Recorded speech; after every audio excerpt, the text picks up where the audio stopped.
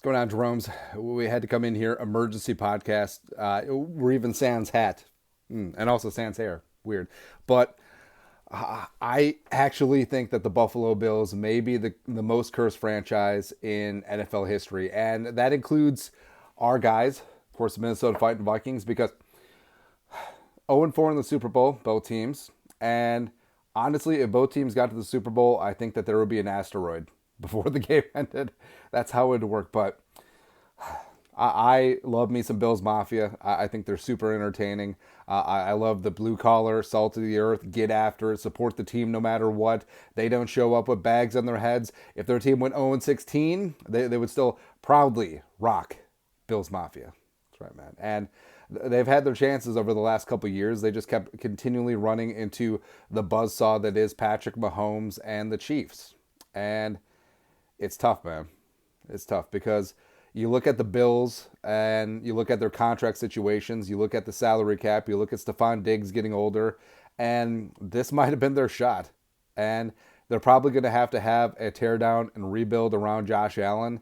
And you feel bad. You feel really terrible because it felt like the Bills were getting things together. They were 6-6 at the bye. They had won 5 in a row, and then won the wild card game against the Steelers. And McDermott embraced an Allah and all that stuff, and they went on that winning streak. And you felt like this was their year.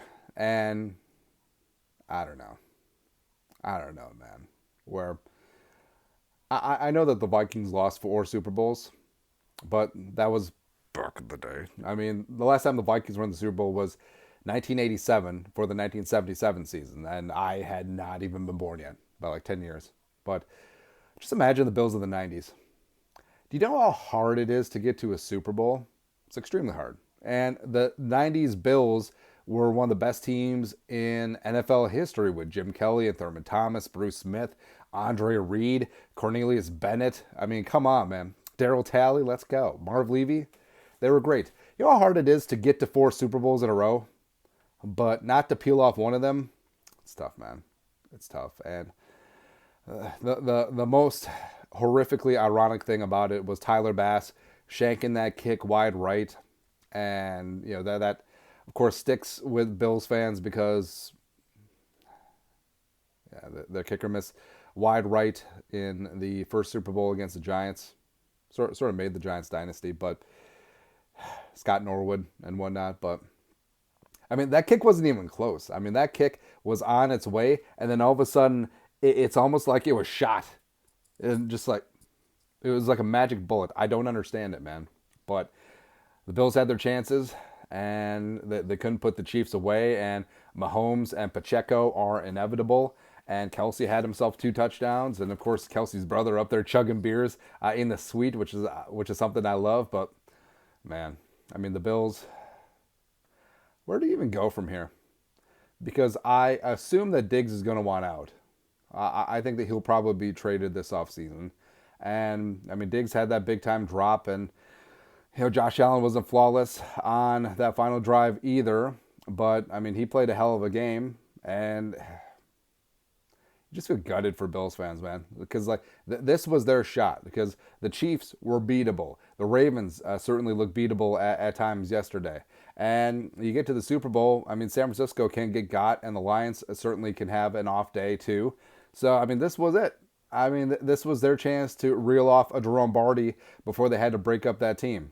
And I know that they had a ton of injuries, especially on the defensive side of the ball. But they have some aging veterans. They got some bad contracts they're going to have to get rid of.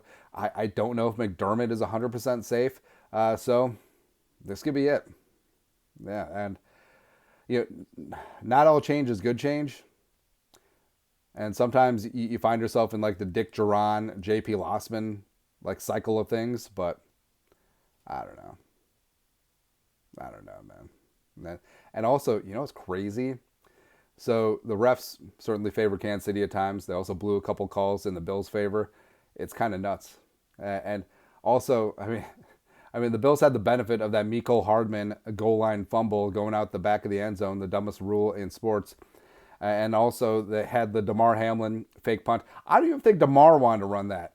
it was almost like, hey, this is what the script says, and Lamar's like, dude, it's 4th and 5. Like we have zero shot of making this. Like it even looked like he was running. It was like he was just waiting to get tackled. It's just like we're not gonna make it. I don't know.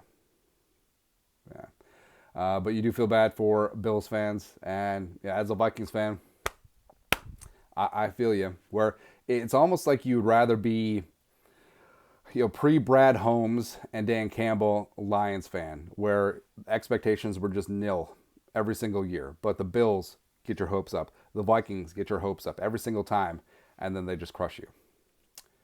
They just crush you, man. Yeah. But Bills Mafia, I love you. You got allies. Keep your heads up. Keep sacrificing bodies into the pit. Maybe build a stadium over that. Maybe build a roof for that new stadium. Who knows? Who knows, man? But anyways, you know what to do. Skull production value.